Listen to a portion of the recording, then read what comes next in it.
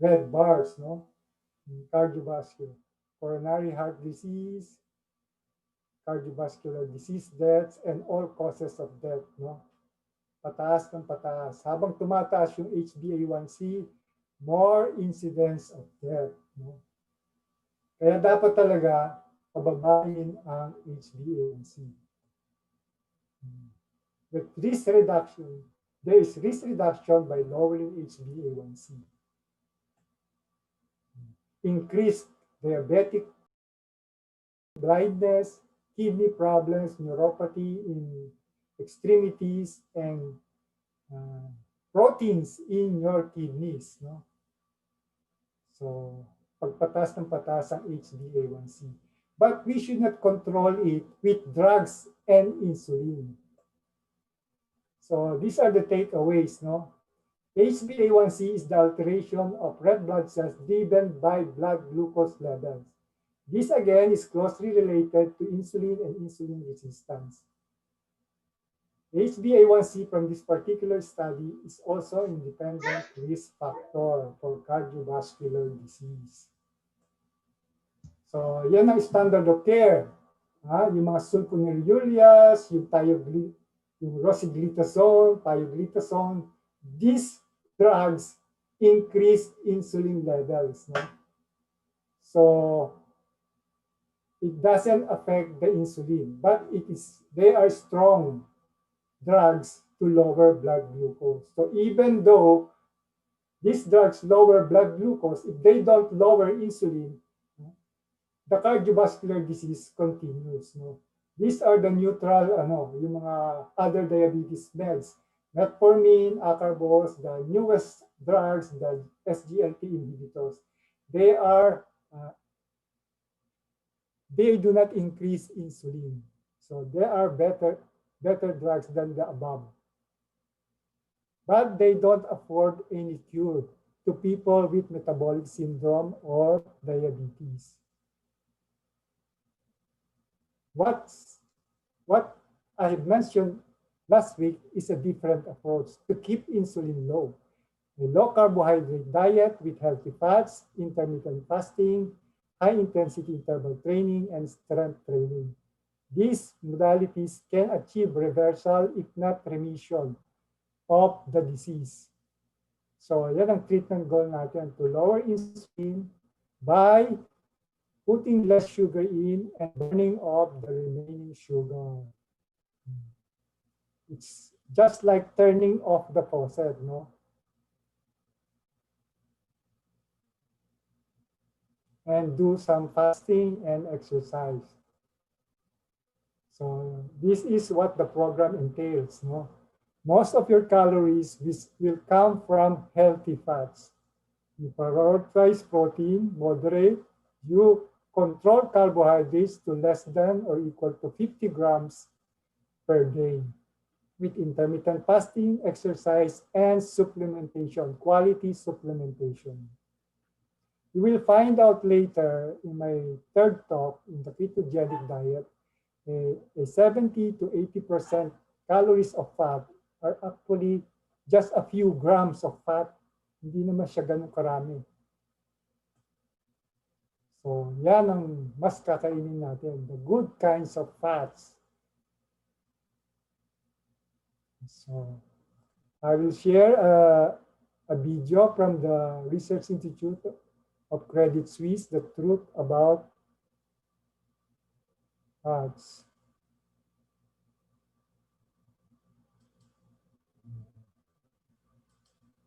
A short video.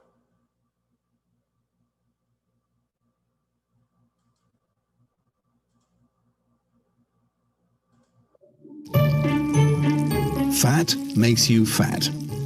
Cholesterol clogs your arteries. Saturated fat is worst. We've all been warned about fat, yet some of these warnings are based on myths rather than science. Most of us grew up with conventional dietary wisdom that says to lower our intake of fat and cholesterol and not to worry about polyunsaturated fat and carbohydrates. But there is enough evidence that these dietary recommendations are the main cause behind the high levels of obesity and metabolic syndrome in the US and in several other countries. We have conducted an in-depth review of this complex topic. Here are some of our main findings. The main perception of the Western world is that fat makes you fat. Yet that content in our body does not correlate to the fat that we eat. Since 1960, the number of obese people in the US has grown, but fat consumption per head in that period grew just 2%, protein 7%, and carbohydrates 30%. So if we want to find a culprit, carbohydrates are a more likely candidate. What's more, data on heart diseases and life expectancy from countries like France, Spain or Kiribati suggests that saturated fats, which for years have been considered dangerous, are actually good for you. So is omega-3. But then there's omega-6 that might not be as good as touted. And what about monounsaturated fats? Sounds confusing to you? Well, here's how we clear things up. Overall, dietary fats in raw foods and ingredients can be divided into 4 main types. Saturated fats, such as in dairy, coconut oil and meat. Monounsaturated fats, such as in olive oil, lards, palm oil, duck fat, nuts. Polyunsaturated omega-6 fats, such as in sunflower, soybean and cottonseed oil. And polyunsaturated omega-3 fats, such as in fish oil and flaxseed.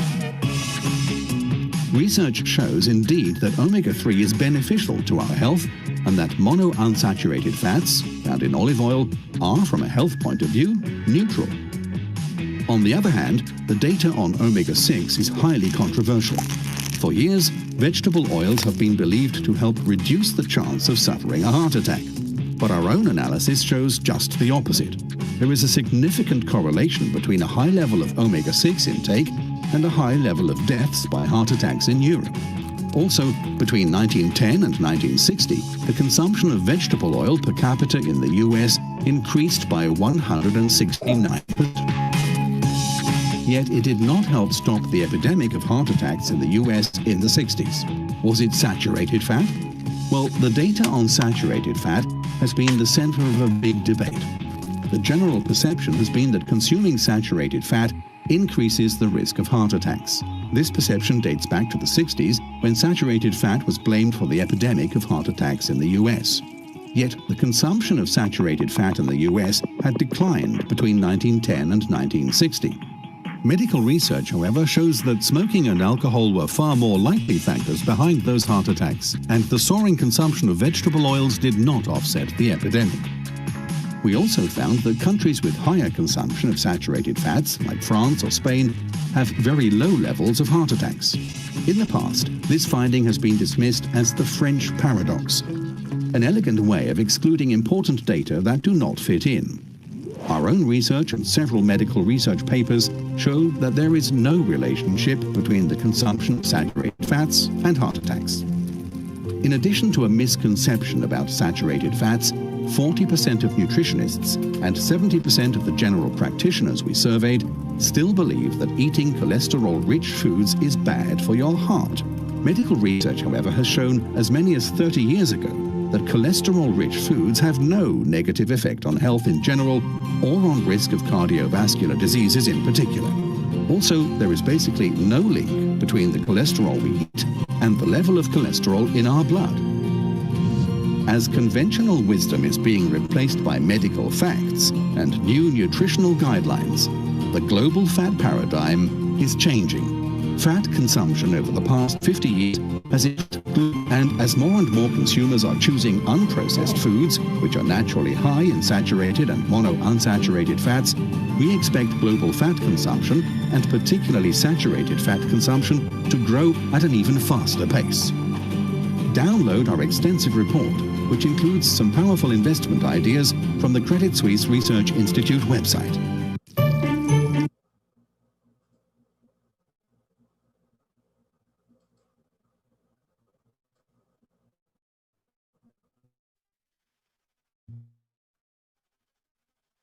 So this one, the Fat Fiction documentary, is more extensive. It's around 1 hour. You can look it up at the link that I shared here. Yeah.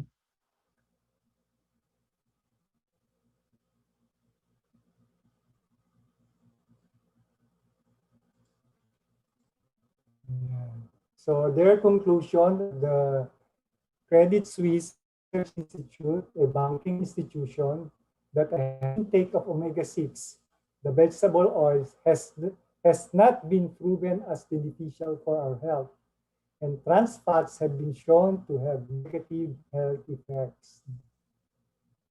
And the higher intake of vegetable oils and the increase in carbohydrate consumption in the last 30 to 40 years are actually the two leading factors behind the high rates of obesity and metabolic syndrome in the US.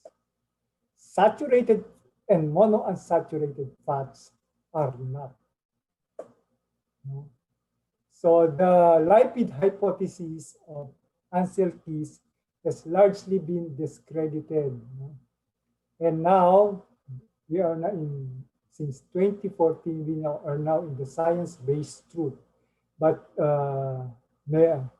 mainstream medicine is very slow to adapt change. No? This is the studies of Ansel Keys, no? The 6 or 7 heart study, no? But there were actually 22 countries, available data from 22 countries. So he cherry-picked only 6 or 7 countries to prove his hypothesis. But if you use 22 countries, it falls apart. No? So let us get our facts straight. No? The link between natural saturated fat and heart disease has been proven false. No? And there are many journals that attest to it. One of them is this extensive study led by Salim Yusuf, a past president of the World Heart Foundation, no? Involving more than 100,000 individuals. And their conclusion was a high carbohydrate diet is associated with higher risk mortality. Fats, including saturated and unsaturated fats, are associated with lower risk of mortality, especially with regards to stroke. And there are no association between total fats, types of fats, and cardiovascular events. Current advice to limit total fat to less than 30% and saturated fat to less than 10% are not supported by this global study. So we need actually fat because 60% of our brain is actually fat. No? It's the fattest organ in our body. And it holds 2% of our body mass, but around 25% of energy requirements of our body, and contains 25% of the total cholesterol. 1/5 of its weight is cholesterol. 2/3 of its dry weight is fat. Another quarter is DHA and omega-3 fatty acid. That is the primary structural component of brain tissue and our nervous system, including the eyes.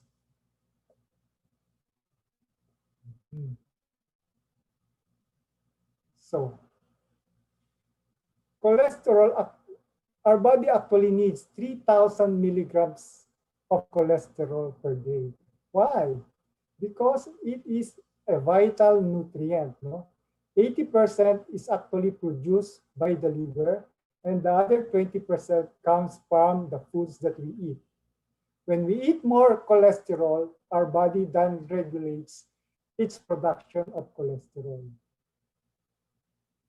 So it's a balance, binabalance na katawan natin.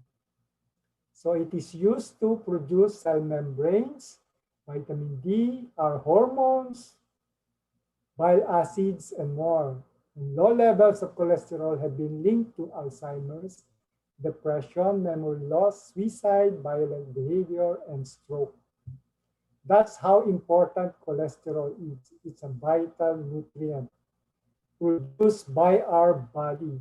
Now, why would our body produce something detrimental to its health? No?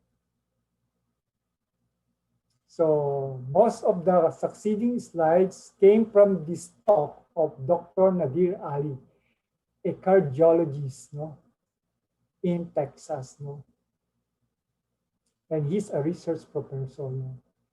Kasi sometimes when we do a ketogenic diet, there are hyper responders, meaning some people, some individuals have increased levels of cholesterol and the LDL, the so-called LDL cholesterol. And he talks about, is it really bad for your health? No? Which I will expound later. So when we do low carb or fasting, no, our source of energy is mostly fats.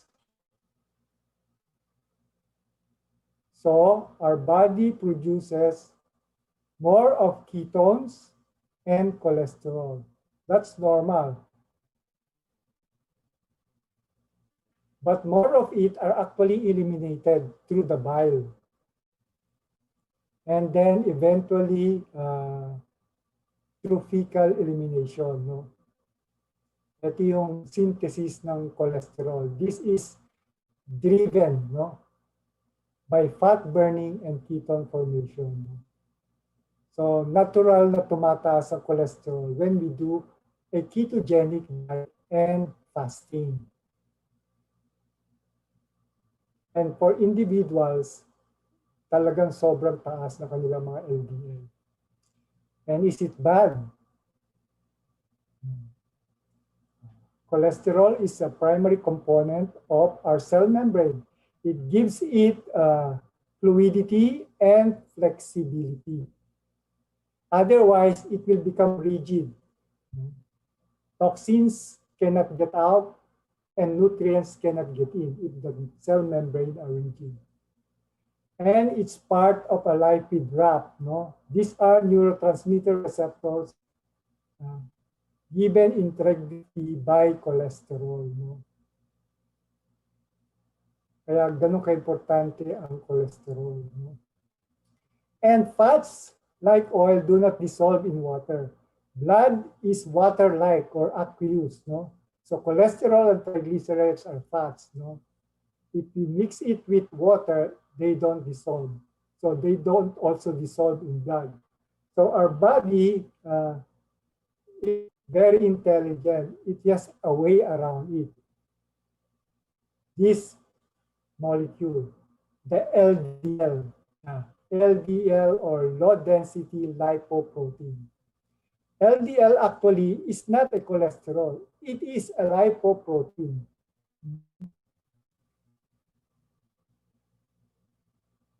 The outer lining are actually phospholipids and protein. The inner, these are cholesterol, triglycerides, and other substances, no, that the body needs. No? So technically, an LDL is not a cholesterol. It contains cholesterol and triglycerides and other substances. So these are the different kinds of lipoprotein. As we eat fat, it is taken up through the bloodstream and the lymphatic system through these carrier proteins or transport proteins, lipoproteins.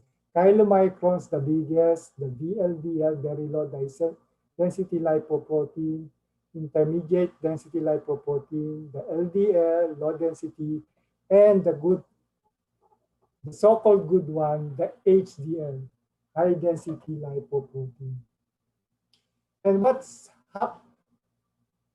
why I mentioned earlier about AGEs, no? Advanced glycation end products.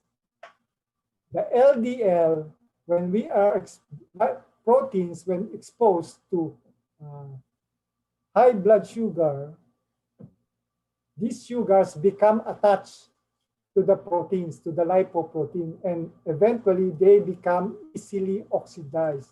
And this oxidized LDL, these are the bad ones that becomes insinuated in our endothelium. So if you can protect your LDL from glycation and from oxidation, that's good for you, no? So our goal with a ketogenic diet and fasting is to protect these lipoproteins from glycation and oxidation. So lipoproteins are really transport proteins. The LDL transport cholesterol from the liver, where it is produced, to the vascular system, to every cell of the body. And the LDL now picks up the cholesterol that's not used to go back to the liver for recycling or elimination through the gallbladder as bile. So yan ang function ng lipoproteins. They are very essential to and fro, delivery to the other organs and back to the liver for recycling and elimination. So is the so-called bad cholesterol really that bad? From this point, actually, they are essential to the normal functioning of our physiological system. No? And these are the other functions. No? Since they contain triglycerides for energy, no? They are an energy delivery system. And they act as antioxidants. No? And they actually deliver coenzyme Q10 to different parts of the body. No? They carry fat-soluble vitamins. They can neutralize pathogens, no? In a very complex manner. And they help in apoptosis, preventing malignancy, no? Cell repair. That's why you can find cholesterol particles in the endothelium, no? Because they are involved in the cell repair and cell signaling. The one I detailed earlier, the lipid wrap, no, neurotransmitters, no, and steroid hormone synthesis. These are the functions of the low-density lipoproteins. This is what happens when we eat a low-carb diet, no. Sometimes we often see a high LDL in individuals with low carb. But these LDL are actually the good ones because they are buoyant, large particles. No? These are the large LDL particles. They don't insinuate easily to the endothelium. While the one on the right are the small LDL, the pattern B. When you do a high carbohydrate diet, most of the LDL are small and dense. These are the really bad type of cholesterol, easily oxidized and easily attaches to glucose. So when you have pattern A, you can see that in the triglyceride and HDL ratio is lower. No? Pattern A is the large LDL, and pattern B is the small dense LDL, which is the really bad type of LDL. So when you have a triglyceride HDL ratio of less than 2 or less than 1.2, you're on the good. You're not high risk for cardiovascular disease. No? This is what happens to the LDL. They may increase, but they are more of the large LDL type. And the good cholesterols increase, the triglycerides decrease, and likewise the insulin decrease. And there is increased fecal elimination of cholesterol. So nababalance, kahit tumataas yung LDL, elimination increases. Yan, increase ang ketones, increase ang LDL, increase ang HDL. Fecal elimination and LDL receptor, meaning when there is downregulation of LDL receptors in our liver, hindi siya nare-reabsorb. So it is further eliminated through the bile. So if your triglycerides is less than 0.05, that's good. At pag mataas doon, you check your HDL. Pag it's more than 1.5, that's also good. But if it's still no, you check the ratio, triglycerides to HDL. If it's less than 0.8, that's good also.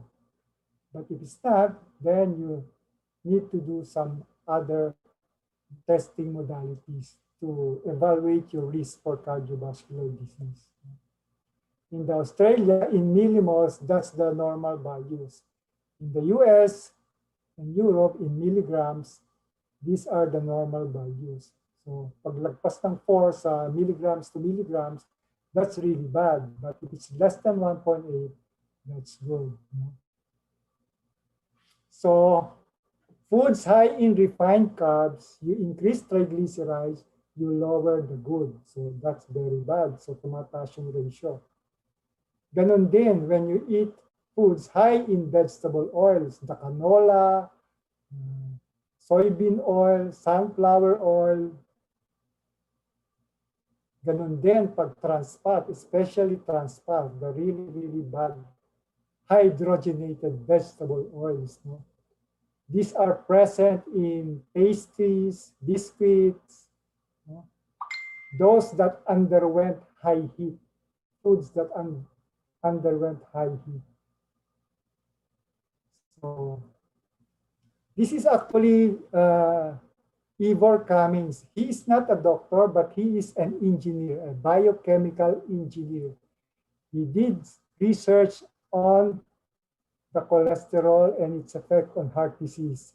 Because at one point in his life, his levels, biomarkers, are through the roof. So he went and asked his doctors, but he was not satisfied in their explanation. So he did the research himself. No? And he is now invited to talk in several medical conferences, no? Low carb conferences. No? So he found out that even though you have a high LDL, but if your ratio is low, this one in the middle, you have low risk for heart disease. No? Yeah. So you are less insulin resistant when you have low triglycerides to HDL ratio. So in another group, so the ratio actually is more important than the LDL value itself. When you take a look at the total cholesterol versus HDL, even though the LDLs are high or low, but if the total cholesterol and HDL is, as you see here, no, the risk for cardiovascular disease are actually low. No? So here, mababa yung total cholesterol versus HDL. But here, yung isa low na yung HDL niya, yung isa high, pero mataas yung ratio. So these are bad, no? Kaya it's more important to take a look at the ratio of triglycerides to HDL or total cholesterol to the HDL, not just the LDL itself. So foods low in carbs, mas tumataas yung HDL at mababa yung triglycerides. These are actually neutral, no, in saturated fats to both HDL and LDL. Likewise with monounsaturated fats. This is the pathway of cholesterol synthesis. No? What's being blocked is the enzyme HMG coenzyme A reductase. It's being blocked by the statin drug. No? So when you block this, you block the pathway below, and eventually the pathway to cholesterol synthesis. But you also block other pathways that are important to the functioning of our body, like production of coenzyme Q10 and other signaling molecules and signaling for calcium. And also this one, GLUT4. GLUT4 is a membrane receptor, cell membrane receptor for insulin. So pag bumaba yung receptor for insulin, you develop more of insulin resistance. No?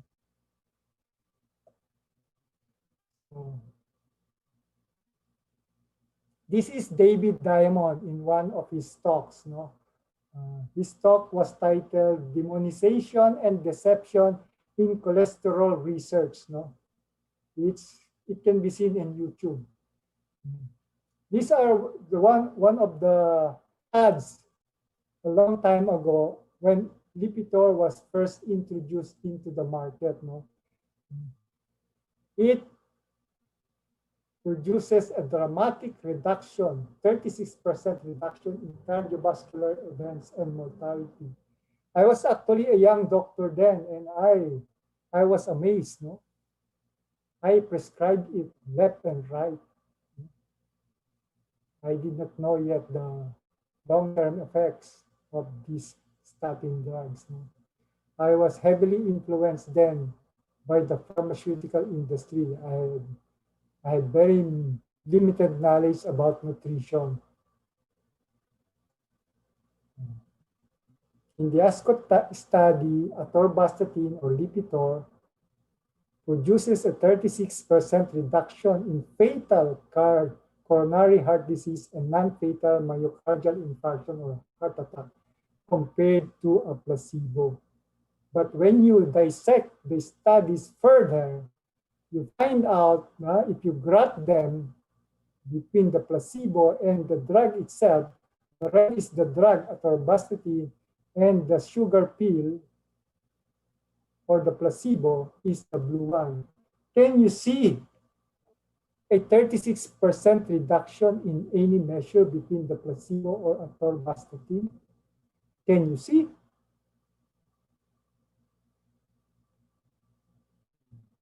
How does one, there is actually a difference of 1.1%.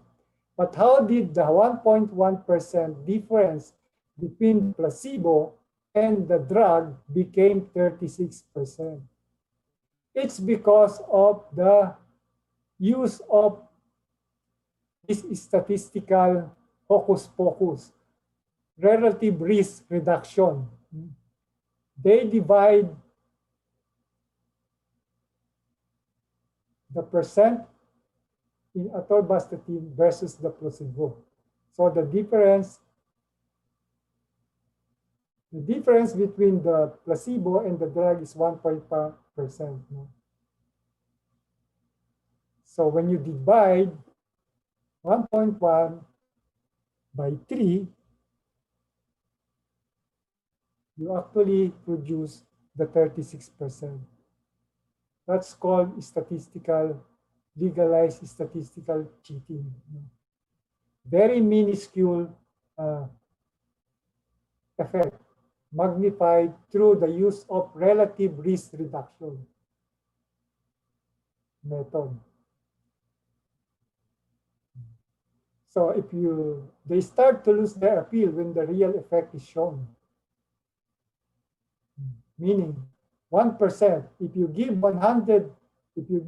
Lipitor or atorvastatin to 100 people, only one individual will benefit. This is now another study, the Jupiter study on rosuvastatin. No? It cut the rate of heart attacks and stroke by 50% and reduced the overall death by 20% in men over 50 and women over 60. They even suggested that they have a strong data. No? You should make statins a snack. And one doctor even suggested that they should put it in our public health drinking water because of the data. But if you analyze again, the absolute risk versus the relative risk, you see a minuscule difference. No? Bloated, inflated claims. And in this study, Jupiter study, they actually found a 24% increase in the new onset of type 2 diabetes with treatment. And in this, they did not use relative risk reduction in reporting the adverse events. So this is really significant. No? In the earlier slide, I mentioned about GLUT4. It is a receptor for insulin in the cell membrane. So this might be the mechanism why statins actually may promote diabetes.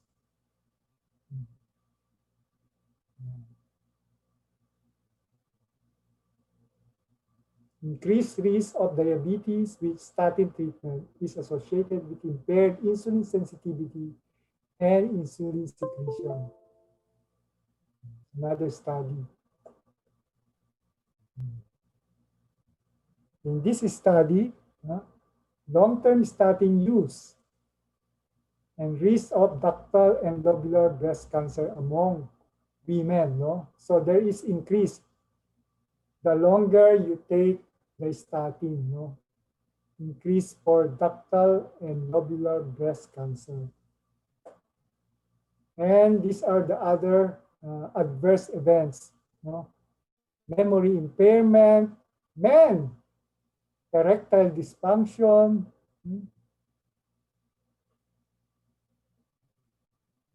elevated liver enzyme, muscle problems, aches and pains, and even cancer. So, this is his formal critique of the science. Dr. David Diamond, he's a neuroscientist.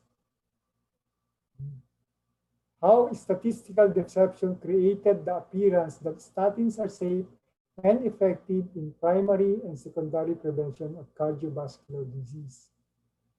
Their goal in their review is to explain how the war on cholesterol has been fought by advocates that have used statistical deception to create the appearance that statins are wonder drugs, when in reality, they only have trivial benefit and more often offset by their adverse effects.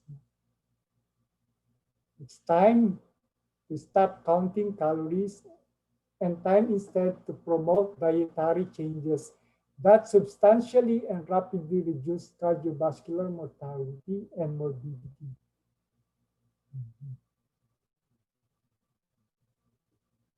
And that is a low-carb, high-fat, and fasting lifestyle. An exaggerated belief in the modest benefits of pharmacotherapy, aggressively reinforced by commercial vested interests, can often mislead patients and doctors like myself.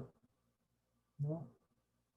These are the fallacies in modern medicine, statins and the cholesterol hypothesis. No?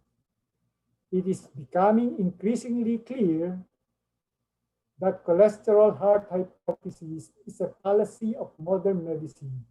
In the future, medical historians may liken the prescribing of statins to lower blood cholesterol with the old medical practice of bloodletting. Taking that vital substance out of the body is comparable to today's practice of blocking production of cholesterol, an equally vital component with drugs. And more and more doctors are actually speaking out against the demonization of fat and cholesterol. No? There are books published. No? by Dr. Stephen Sinatra and Jody Bowden, Uffe Ravenskopf, Malcolm Kendrick, and one that I recall is by Dwight Lundell, a cardiothoracic surgeon, the Great Cholesterol Lie. No? More and more MDs are speaking out, myself included. But this is also the key takeaway on statin use. No? It has a purpose in secondary prevention. And those with familial hypercholesterolemia, yung mga meron genetic problem, sobrang taas yung cholesterol. No? Yung secondary prevention, that means those that already have heart attacks. And one of those that are considered to have already a heart attack are those with type 2 diabetes. No? Because there is increase in incidence of cardiovascular events in type 2 diabetes. But very questionable in primary prevention, meaning in giving these statin drugs to healthy individuals and even in children. In conjunction with a statin, we should add quality supplements like coenzyme Q10 to counter its effects, B vitamins, omega-3s. No? And what I use are the plant-based Nutrilite multivitamins and supplements. And we must use the statins at its lowest effective dose and have rest intervals of intake to minimize the side effects. Merong use pa rin, pero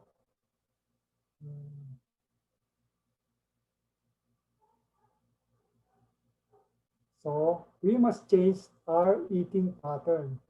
We must eat more of these kinds of food on your right. Yan, for cooking, for hot uses, coconut oil, palm oil, butter, ghee, lard, tallow, fats from animal, no? Eggs, no? Saturated cold uses, olive oil, and which to ditch, no? Yung mga margarine, hydrogenated vegetable oils, no? Yung mga canola, yan. The bad fats versus the good fats, no?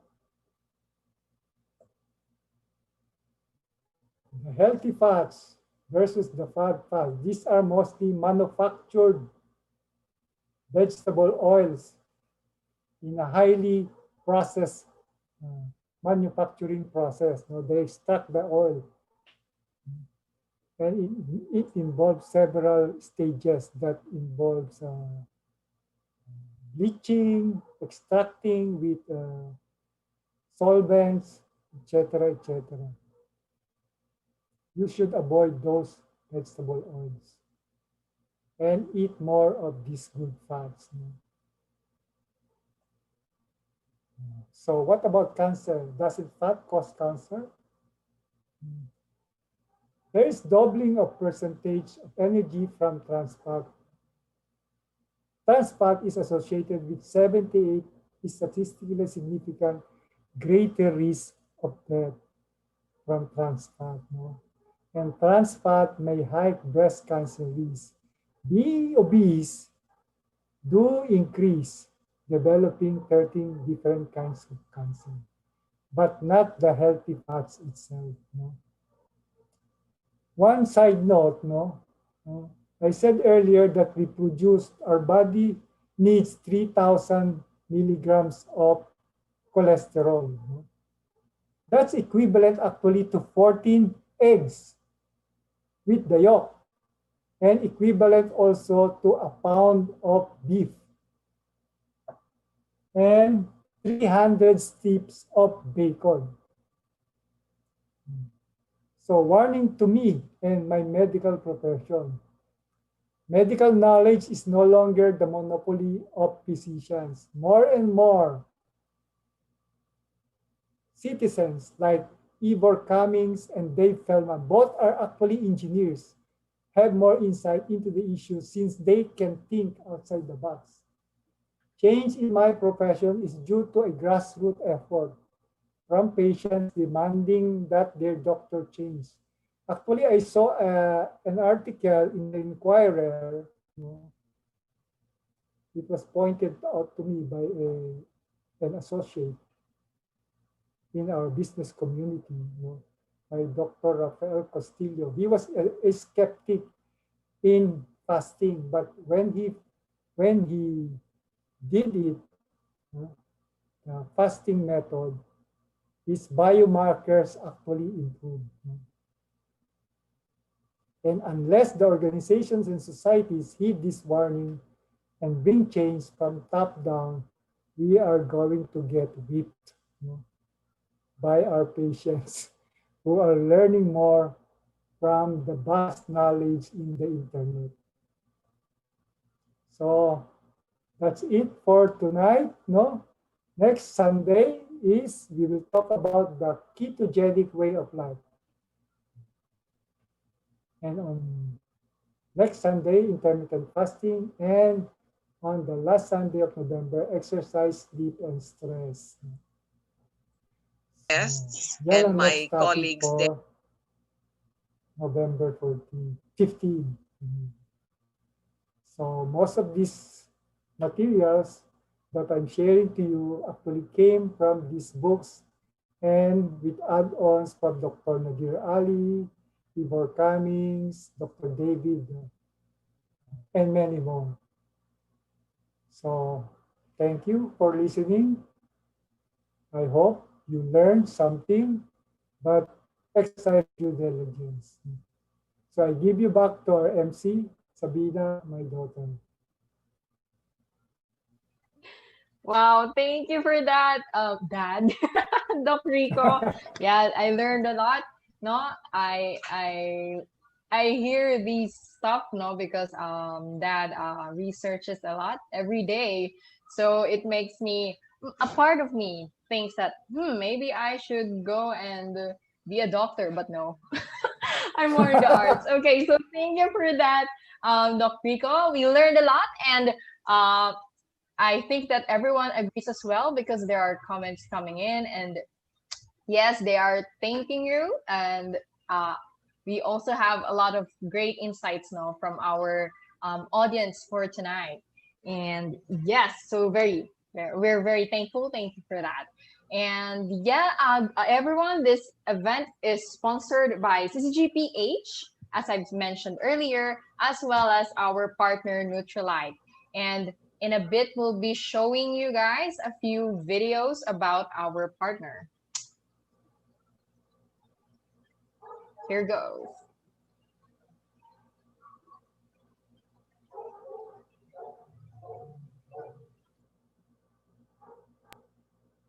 Passionate people relentlessly focused on making your nutritional supplement.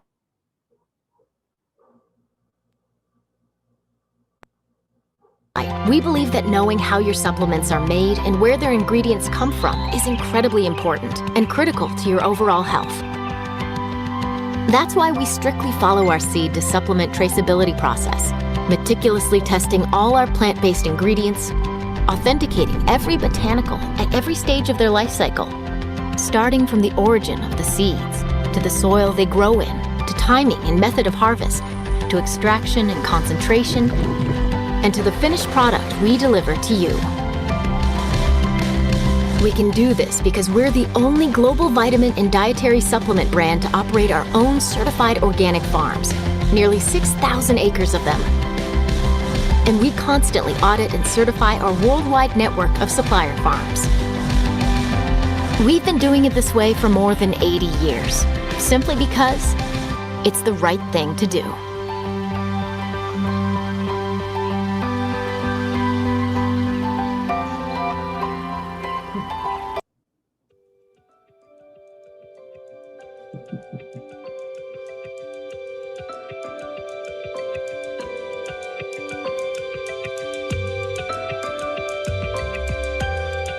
Omega-3 fatty acids help maintain overall health, including healthy cardiovascular and nervous systems.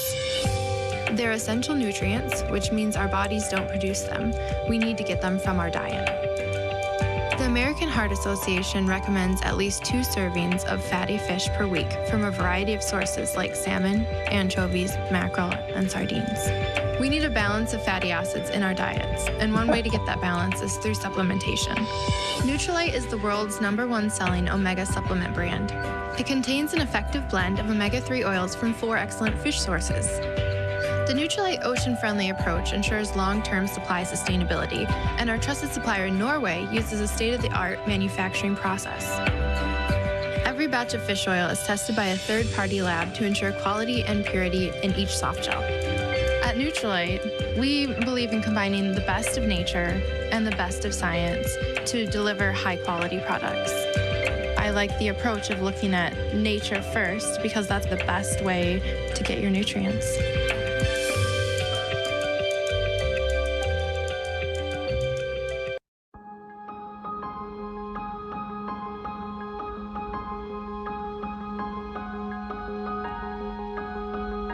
My name is Katie Troop, and I'm a nutrition scientist.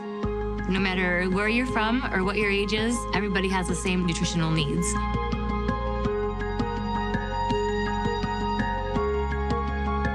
Foundational nutrition starts with macronutrients, your proteins, fats, and carbohydrates. And then you have your micronutrients, which is your vitamins and minerals, and phytonutrients, which are nutrients from plants. If you take the analogy of a house, imagine that proteins are the bricks, the building blocks of the house. They help us grow and repair ourselves. Vitamins and minerals are the mortar working with the bricks. They perform hundreds of roles in the body that help sustain life, and they help us create a really strong foundation. Phytonutrients help protect the integrity of the bricks and mortar. Omega-3 fatty acids help maintain the house's electricity and plumbing so they continue to work smoothly. They help support the health of our nervous and cardiovascular systems. If you're not eating enough of these essential nutrients, then your body can be weakened. That's why Nutrilite offers a foundational trio of products that are beneficial to everyone. To get the recommended amount of protein in your diet, Nutrilite does offer a plant protein powder, which you can add to any meal, and it provides a complete protein source from nature. The best source of omega-3 fatty acids are fatty fish. But if you're not getting enough fish in your diet, Nutrilite Salmon Omega is a good way to get a better balance of omega-3s in your body. Most people don't get the recommended 5 servings of fruits and vegetables a day, so then they're likely not getting enough of the essential vitamins and minerals and phytonutrients that they need either. Nutrilite multivitamins provide a wide range of essential vitamins and minerals and plant concentrates from the phytonutrient spectrum. So when you can't get the variety of nutrition that you need, the Nutrilite Foundational Trio is a good way to help fill those gaps in your diet.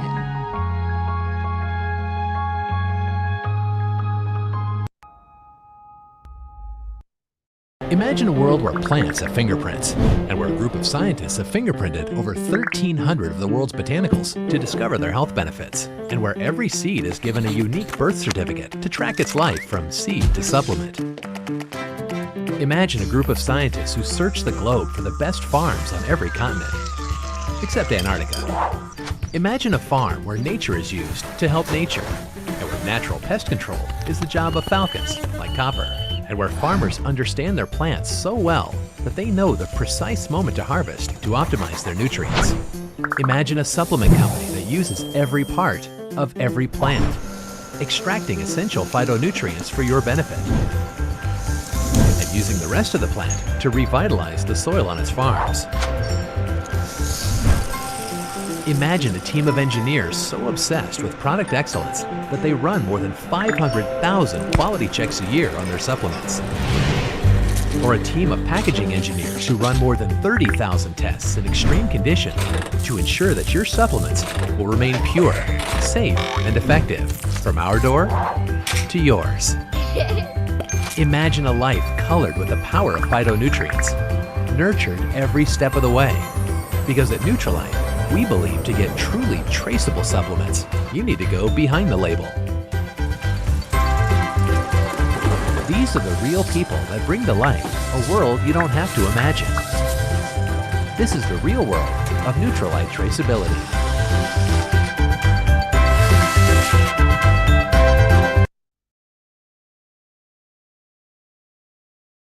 Okay, so that's for our partner Nutrilite. We really believe in that because we have been using it since my childhood, and that is years ago. All right.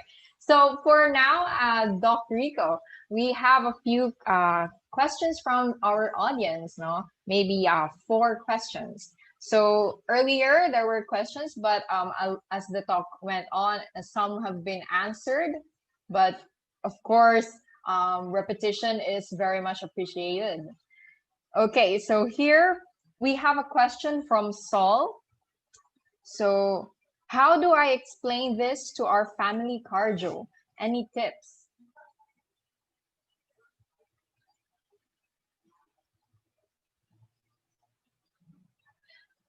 I think you're still there. Okay, good. Give him the book that I mentioned. You have to educate him. He will not listen to you.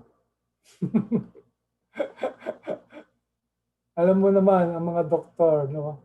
Ni ego yung mga yan. You have to support it with evidence, no? So, you cite a study, kung nagre-research ka, you cite a study from PubMed or from books like Diabetes Code, Obesity Code, and many, many other books, no?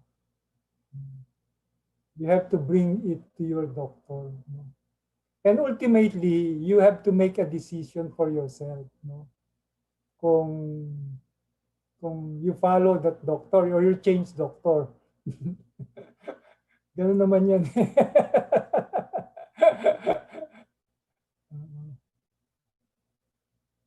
Kasi sa ano ngayon, sa internet, no, marami ka na makikitang scientific information that you can research for yourself. So, actually, mas maraming patient pa ngayon, mas marunong pa sa ibang doktor.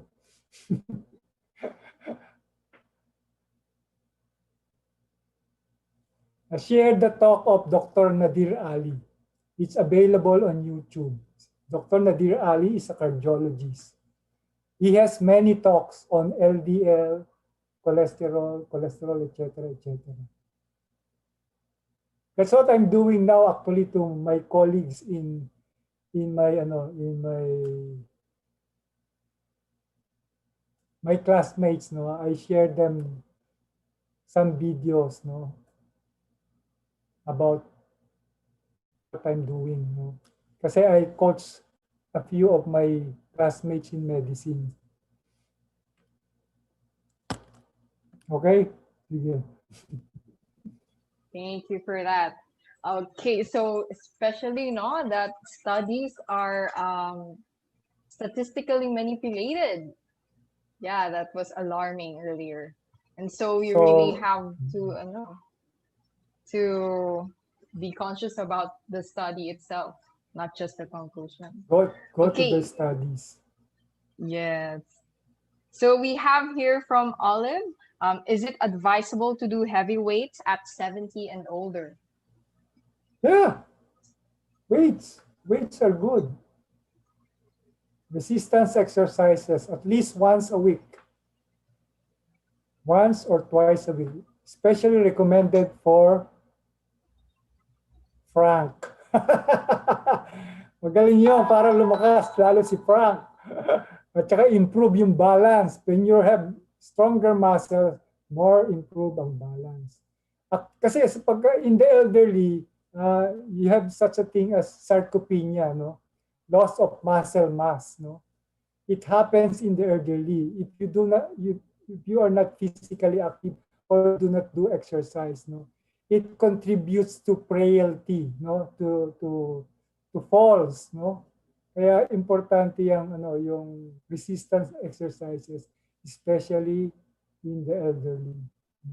Hindi yan detriment to not do exercises, mga strengthening exercises. Mas nag-i-improve pa ang quality of life. Di ba, Frank?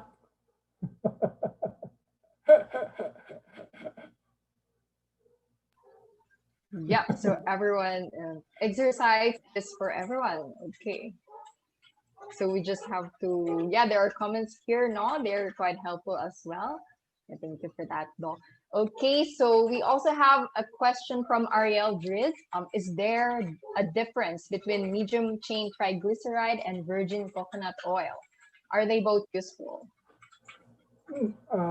Medium chain triglycerides, coconut oil contains medium chain triglycerides, but there are now available in the market purified medium chain triglycerides.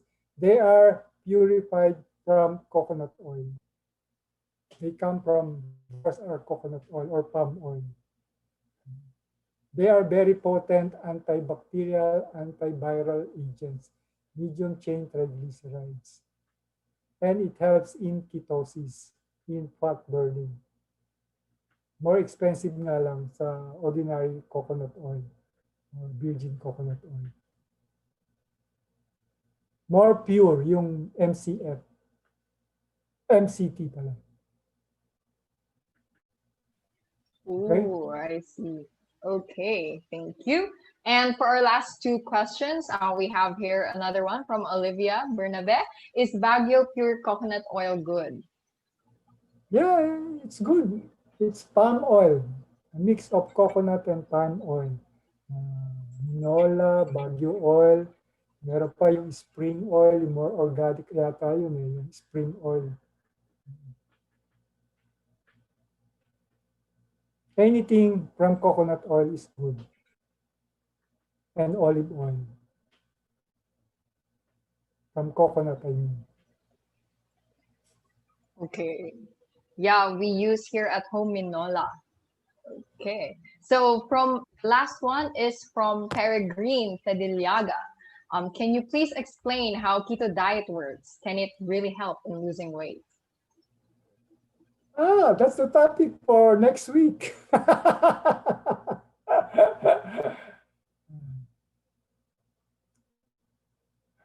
Yun ang sagot doon. That's the topic for next. When your ketogenic diet is going low carb. When you go low carb, you switch your metabolism to fat burning instead of sugar burning. So it's a longer burning fuel, the fat. So more on that next week, the ketogenic way of life. Another Okay, one. so yeah.